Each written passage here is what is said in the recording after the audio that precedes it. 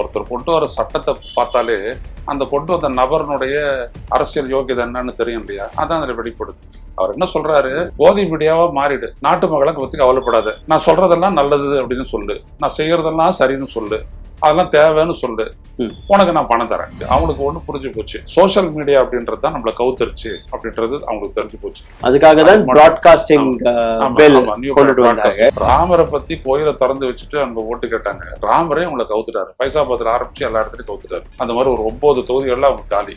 உத்தரப்பிரதேசத்துல 5 தொகுதி இருக்குது, போச்சு. இப்ப அவங்க என்ன பண்றாங்கன்னா அராஜகத்தை கையில் எடுக்கிறாங்க. அது ஒரு ஸ்டெப் அதிகமா எடுத்துட்டு போயிட்டு அதை மீடியா மேல செலுத்துறாரு. Kareem's Biryani Paradise at Liberty and Catering Services, கோடம்பாக்கத்தின் அறுசுவை அடையாளம்.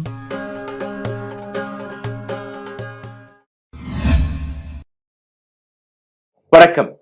அரசாங்கம் செய்யக்கூடிய தவறுகளை சுட்டிக்காட்டினீர்கள்னா தேச துரோக வழக்கு.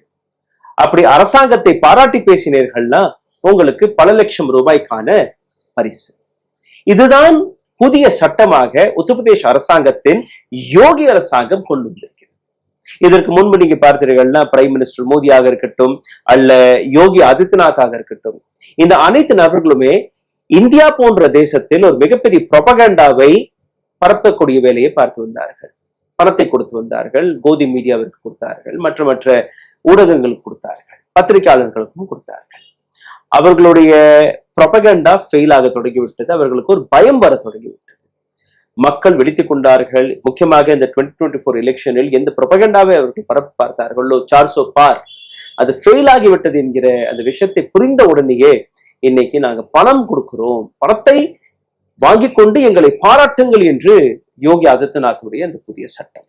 இந்த புதிய சட்டத்தை பற்றி நீங்க பார்த்தீர்கள்னா new digital media policy 2024 Uttar Pradesh.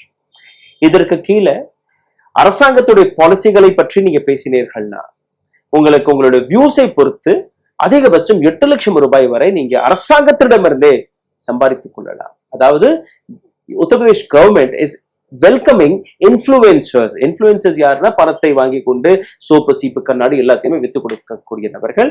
அவர்களுக்கெல்லாம் கொள்கைங்கிறது எதுவுமே இருக்காது. இதை நம்ம வித்தோம்னா மக்களுக்கு எவ்வளவு பாதிப்பு இருக்கும் என்று யாருக்குமே தெரியாது. They are not so-called journalist or activist or மக்கள் மத்தியில் இருக்கக்கூடிய நபர்கள். பணத்திற்காக எது வேணாலும் விற்கலாம். அது போன்ற நபர்களை கூட்டி வந்து நீங்க ஒரு அரசாங்கத்துடைய பாலிசியை விற்பது ஒரு பக்கம்.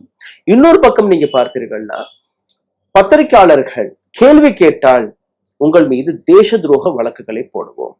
இந்த பாலிசியை ரொம்பவே ஆழமாக நீங்க பார்த்தீர்கள்னா Uttar Pradesh new digital media policy 2024 says a new policy mandates legal action against digital platform or influencers who upload objectionable content on sites such as Facebook, Instagram, X, which was Twitter earlier, and YouTube.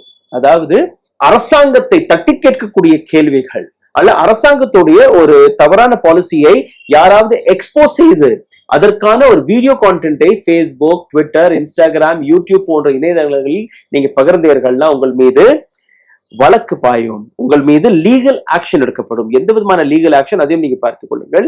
Digital platform as well as influencers to propagate the achievements of state government and promises them advertisements. யாரெல்லாம் அவர்களை பாராட்டி பேசுகிறீர்களோ அவர்களுக்கு advertisement கொடுக்கப்படும், அவர்களுக்கு பல்வேறு பாராட்டுகள் குவியும். 2 விதமான விஷயத்தை எடுத்து வைக்கிறார்கள். சார் வணக்கம். நான் ஒரு சிறிய இன்ட்ரோடக்ஷனை எடுத்து வைத்தேன். இதற்கு மேல் உத்தரப்பிரதேசத்தை பத்தி நம்ம பேசவே கூடாது. பேசினால் நம்ம மேல வழக்கு பாயும்னு ஆமா, எங்க வேணாலும் wherever you should not talk about எங்க பேசினாலுமே உங்களுக்கு வந்து ஒரு வழக்கு வரும். நீங்க யோகி ஆதித்யநாத்துடைய ஹிஸ்டரியை பாருங்க, கொஞ்சம் பேக்ரவுண்ட் செக் இல்ல எதுவுமே தேவையில்லை. இதுல இருந்து பார்த்தா தெரியுது இல்லையா? ஒருத்தர் கொண்டு வர சட்டத்தை பார்த்தாலே அந்த கொண்டு வந்த நபர்னுடைய அரசியல் யோகியதை என்னன்னு தெரியும் இல்லையா? அதான் அதுல வெளிப்படுது. அவர் என்ன சொல்றாரு, போதை மீடியாவா மாறிடு, நாட்டு மக்களை பத்தி கவலைப்படாத, நான் சொல்றதெல்லாம் நல்லது அப்படின்னு சொல்லு, நான் செய்யறதெல்லாம் சரின்னு சொல்லு, அதெல்லாம் தேவைன்னு சொல்லு, உனக்கு நான் பணம் தரேன் அப்படின்றாரு. அவ்வளவுதான். இப்போ ஒரு எடுத்துக்காட்டு, ஓபன் பிரைப். அது இல்ல அப்படிலாம் சொல்லாதீங்க, நான் வரேன். அதாவது என்னன்னா, அவர் எடுத்துட்டு போயிட்டு ஒரு ஒரு புல்டோசர் எடுத்துட்டு போயிட்டு ஒரு இடத்துல இடிக்கிறாரு. அது வந்துட்டு ஒரு நல்ல விடயம். அது சட்டம் ஒழுங்கை இப்படிதான் நடைமுறைப்படுத்தணும். இதுதான் கோதி மீடியா பார்த்துட்டு வந்தது, ஆமா. கொண்டாடினார்களே. ஆமா, அதான் நம்மளும் சொல்லணும். ஆமா. அதுதான் அவர் கேட்கிறாரு, எதிர்பார்க்கிறாரு, அது சொல்லு அப்படின்னு. அது எப்படி இப்ப ஒரு சட்டத்துக்கு புறம்பா எந்த விதமான சட்ட நடவடிக்கைகளையும் எடுக்காம நேரா எடுத்துட்டு போயிட்டு ஒரு வீட்டையோ ஒரு கட்டடத்தையோ இடிக்கிறது அப்படின்னு கேட்டீங்கன்னா நீங்க தேச துரோகி. ம். அதாவது உத்தரப்பிரதேச அரசுக்கு நீங்க துரோகி. ம். உடனே வந்துட்டு உங்களை தூக்கி உள்ள வைக்கலாம் அப்படின்ட்டு சொல்லிட்டு இதை பண்ணாங்க. இது உச்ச நீதிமன்றத்துல சேலஞ்ச் பண்ணி தூக்கி போட்டாலும் வச்சுக்கோங்க. ம். ஏன்னா the fundamental freedom is to indict and to indicate. இந்த ஆட்சியாளர்களுடைய தவறான நடவடிக்கையை நாம எடுத்து சொல்றதுக்கு தான் இது முக்கியமான ஒரு இடம். இந்த உரிமை அப்படின்றது அதுக்கு தான் கொடுத்துருக்குது அரசமைப்பு சட்டப்பிரிவு 19(1). எனவே அதை பத்தி எந்த விதமான பிரச்சனை இல்லை. பிரச்சனை இங்க என்ன அப்படின்னம்னா, உத்தரப்பிரதேசத்துல இருக்கிறவங்களுக்கு அவங்களுக்கு ஒண்ணு புரிஞ்சு போச்சு. ம். சோஷியல் மீடியா அப்படின்றது தான் நம்மளை கவுத்துருச்சு ம். அப்படின்றது அவங்களுக்கு தெரிஞ்சு போச்சு. அதுக்காக தான் அது மட்டும். பிராட்காஸ்டிங் ஆமா, பில் ஆமா, new கொண்டுட்டு broadcasting வந்தாங்க. rules which கொண்டு வராங்க. ஆமா. அவங்களுடைய அடிப்படை என்ன அப்படின்னீங்கன்னா, அடிப்படையில ஒரு முக்கியமான விஷயம்னா, ராமரை பத்தி கோயிலை திறந்து வச்சுட்டு அவங்க ஓட்டு கேட்டாங்க. ராமரே அவங்களை கவுத்துட்டாரு. ஃபைசாபாத்ல ஆரம்பிச்சு எல்லா இடத்துலையும் கவுத்துட்டாரு. அந்த மாதிரி ஒரு 9 தொகுதிகள்ல அவங்க காலி. உத்தரப்பிரதேசத்துல அதுல 5 தொகுதி இருக்குது, போச்சு. இப்ப அவங்க என்ன பண்றாங்கன்னா, அராஜகத்தை கையில் எடுக்கிறாங்க. ம். வேற ஒண்ணும் இல்லை. இந்த மிரட்டலை தான் வந்துட்டு இன்னமும் எடுக்கிறாங்க. இதை வந்துட்டு இவர் யோகி ஆதித்யநாத்தினுடைய இந்த மிரட்டல் அரசியலை வந்துட்டு பிஜேபி தலைமையும் இப்ப அதை கைவிட்டுடுச்சு. ம். இவருடைய அராஜக அரசியல் தான் நம்மளுடைய தோல்விக்கு காரணம்னு சொல்லிச்சு. இப்ப அது ஒரு ஸ்டெப் அதிகமா எடுத்துட்டு போயிட்டு அதை மீடியா மேல செலுத்துறாரு. அவ்வளவுதான். ஸோ இப்ப இந்த மீடியாவுக்கு வந்துட்டு ஒரு டெஸ்ட், மீடியாவுக்கு இப்படி ஒரு டெஸ்ட் வரட்டும், என்ன பண்றாங்கன்னு பார்ப்போம். எல்லாரும் கோர்ட்டுக்கு போறோம், அதோட இருவேறுபட்ட கருத்து இல்லை. கோர்ட்டு போயில தான் மாநிலங்களே கோர்ட்டுக்கு போய் தான் தங்களுடைய உரிமைகளை நிலைநாட்ட வேண்டிய நிலைமை இங்க இருக்குன்னு வரும்போது இது ஒன்றும் ஒரு பெரிய விஷயம் இல்லையா ஊடகங்கள். ம். அது மேலேயே நம்மளும் போயிட்டு கோர்ட்ல வாங்க வேண்டியதான், நிக்க வேண்டியதான், நடைமுறைப்படுத்த வேண்டியதான். ஒரு விஷயம், ஏன் இதை செய்யறாரு யோகி ஆதித்யநாத்?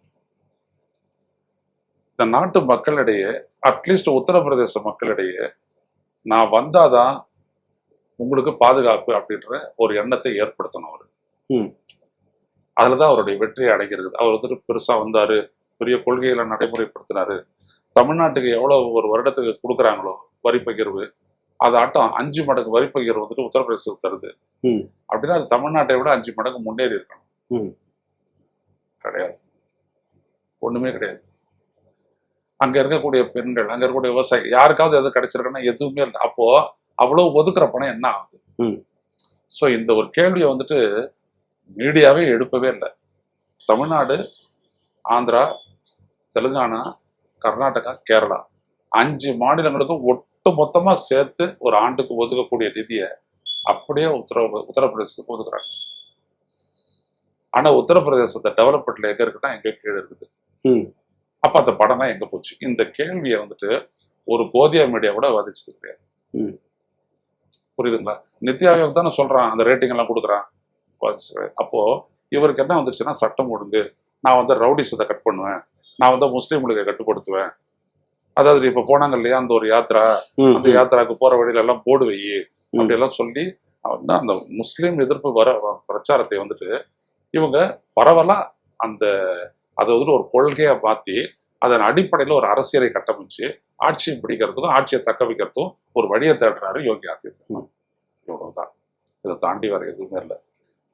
இதுல நீங்க ஒண்ணு யோசிச்சு பாருங்க, இது ஏதோ யோகி ஆதித்யநாத் மட்டும் இல்லை, இதே எண்ணம் கொண்டவங்க தான் மோடி, அமித்ஷாவும். ம்.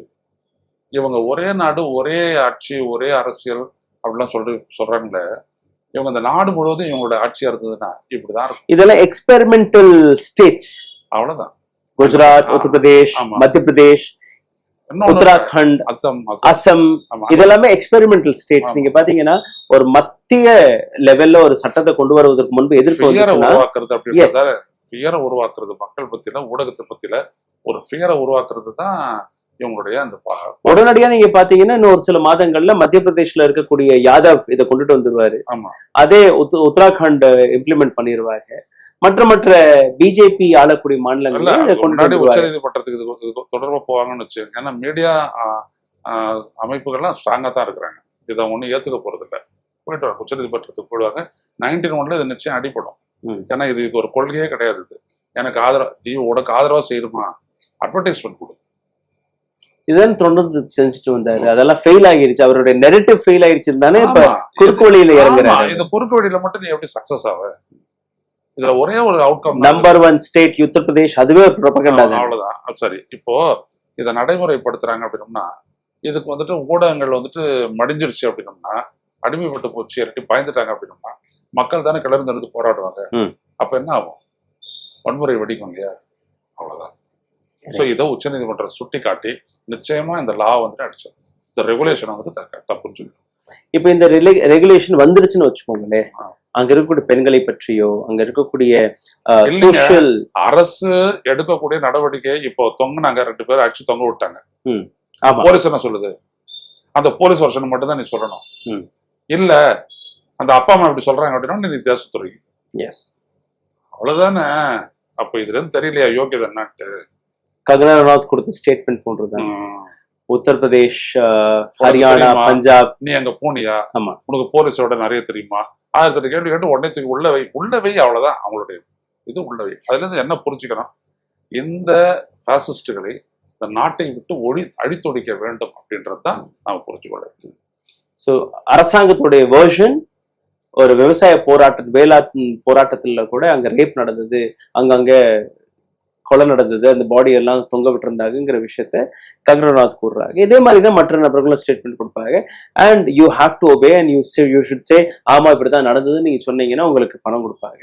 இல்ல இது பொய் தட்டி கேட்டாலே நீங்க தேச துரோக வழக்கு, நீங்க ஆயுள் தண்டனை வரை பார்க்கக்கூடிய நிலை வந்துடும். Thank you so much. தேங்க்யூ.